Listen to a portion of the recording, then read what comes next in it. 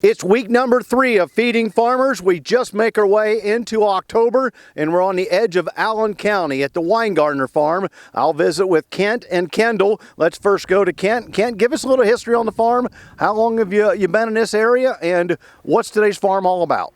Well, I started right out of high school. This is maybe my grandfather's place, and I guess I graduated in '76, and we've been farming it ever since. So. A lot of change since then, including some diversification.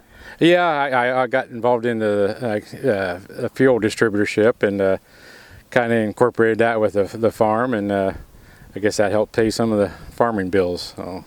And wife works off the farm? Yeah, my wife, she works at Memorial Hospital there in Lima, so she's been there, I don't know, probably 35 or 6 years, and I've been in the fuel business that long too, and yeah, and then like I say, that kind of helps the farming side of it too. So now we'll get to Kendall a little bit on the agronomics, but where does the crops go to from here? Well, most of the corn we haul that mostly to up to the ethanol plant in Lima, and then we go to Sydney with our beans mainly.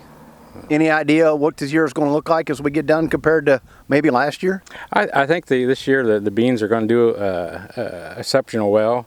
We caught some timely rains, and now the corn, I think it's a little dry and a little hot for it, and I don't think it's going to be as good. So let's find out how we got the crops to where we are.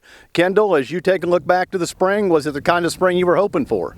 Yeah, spring started off pretty good. We caught a lot of good rains early on, and then all moving out through the summer, we caught good rains. Then we had 3 weeks of real dry weather that hurt the corn, like Dad said, pretty good. But beans, I think, recovered pretty well, and I think they're going to make all right this year. So. Now, one of the fields you already have on beans also had early snow on it as well. Yeah, the one field we planted early, it kind of caught a little bit of snow, not much, but had some cold weather on it. And we got that field off, and it made 63, so we'll take that any year. So. Yeah, any year you yield above the state average has got to be a pretty good year. Yeah, you can't complain with that. So.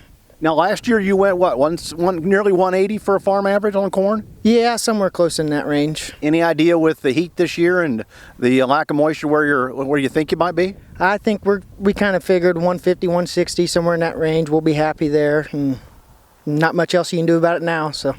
Not indeed. Now, you're already getting into some of the beans. What percent of the beans do you have harvested, do you think? Yeah, probably 20, 25%. So will you finish the beans before you get in the corn, or that kind of depends on the weather? Yeah, I think that if you look at the 10-day forecast, the weather that's coming, it's going to be pretty nice. So we should finish beans before we get into the corn.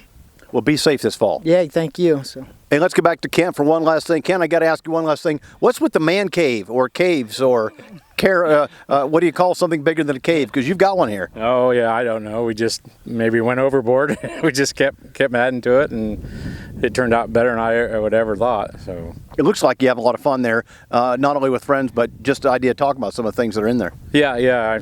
I said we've had it for 20-some years, and kind of really enjoy it, I guess. So. Well, you be safe the rest of harvest and enjoy it when you can this fall as well. Okay, thank you very much. We're at the Winegardner farm as we bring you week 3 of Feeding Farmers in the Field on the east side of Allen County.